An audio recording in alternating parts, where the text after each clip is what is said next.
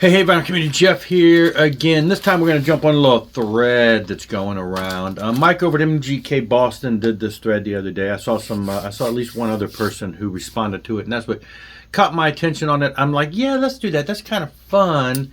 It's always neat to do threads because, again, it causes you to think about your collection or to do something with your collection that maybe you hadn't thought about doing, or, some kind of history lesson there. And this is what this one is. He wanted to see 5 artists that we were listening to when we were 12 to 13 years old. Now, when I really think about it, 12 to 13 is that section in life where things change for me musically. So at 12, I was listening to one types of music, and then at 13, I had transitioned into other types of music. So and unfortunately, stuff that I was listening to at 12, I don't have a whole lot of in my collection now.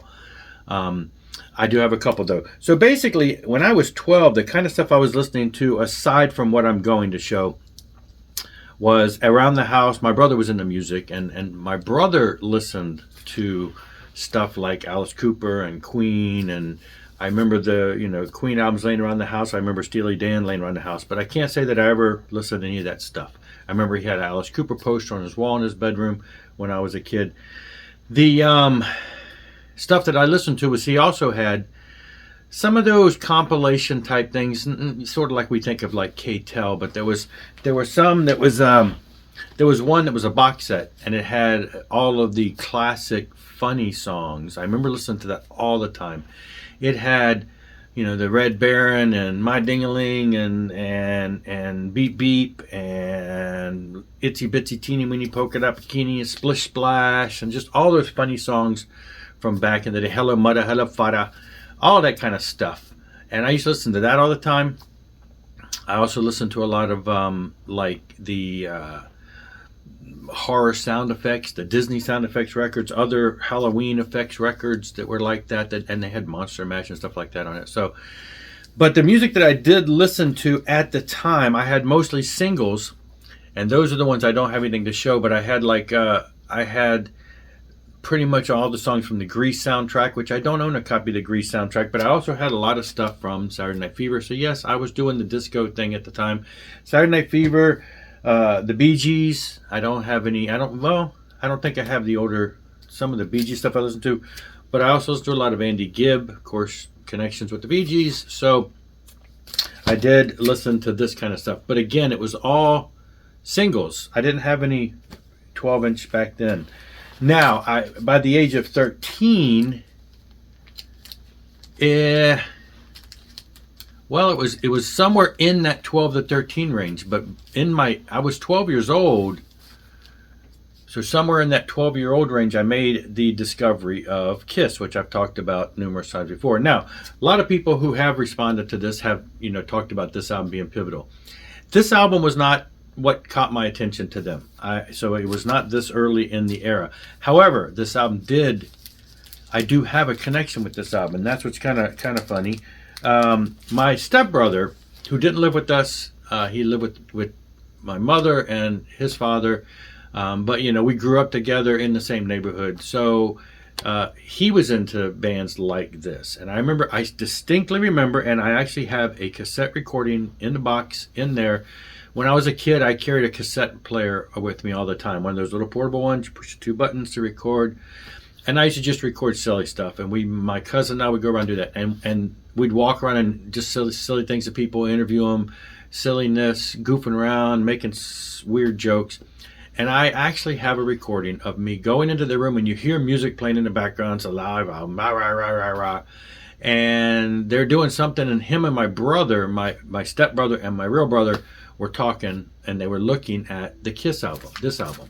And they had it open. They were reading the letters inside. And I literally read the last line. You hear my voice, my little squeaky voice, reads the last line of the Ace letter in here. It says, "Thanks for helping me to get off." No clue what that meant when I was a kid, I'm sure. But anyway, so there is me reading that. But I didn't know who this was. I didn't know what the front of the album looked like. I didn't know what they were listening to. It was just me intervening by going into the rooms and just being an obnoxious little brother.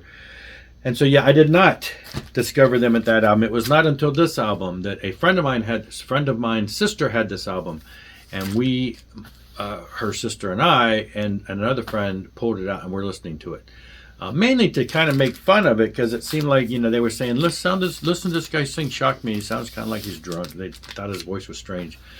So we pulled this off of that, but there was something about that encounter that got me very hooked. So I went out, had my parents take me out, and the first time I purchased was Love Gun. So this would have been around age 12. May have been, yeah, it had to be around age 12. So yeah, and then the next year at age, not quite age 13, still age 12, almost 13, I went and saw Kiss for the Dynasty tour. So that would have been like 3 weeks before my 13th birthday. Yeah. Now, beyond that, literally for the entire 13th year, 14th year, probably into the 14th year or so, I didn't listen to anything else but Kiss. So I don't have a lot of artists that I paid attention to. By the time I was 14, my parents moved a couple blocks away, but we moved into a new neighborhood a couple blocks away from where we lived. And it was around the age of 14 that the neighbor across the street and I hooked up, became best friends, and he was listening to some other stuff. He would have been, at that time, 12. He's 2 years younger than me. So at my age, 14, and we were listening to, at that point, we're getting into, this would have been, roughly, this would have been like 1980. And we were discovering, or he was discovering, and I guess eventually I'm not sure if he started getting into some of the other stuff of the time, including Van Halen and bands like that. So that's when, really about the age of 14 is when things started exploding for me into anything with hair and makeup and costumes. So any of that stuff in the 80s is what we were listening to from on into the early 80s. So yeah, I don't have a whole lot to show because everything was Kiss. I had some other things, like I had a Rolling Stones single somebody bought me for my birthday. I remember that. I had some minor things like that. Started getting into like REO Speedwagon, I guess, just because of the radio hits. But as far as the stuff that I was purposefully owning and listening to, it was really just Kiss for those pivotal years of 12 to 13. So that's it. Just some fun stuff. Hopefully that was enjoyable enough. Thanks a lot, Mike, for this fun stuff. And, check it out, people. Link below. You can jump on this thread, too. See you later. Rock on and rock hard.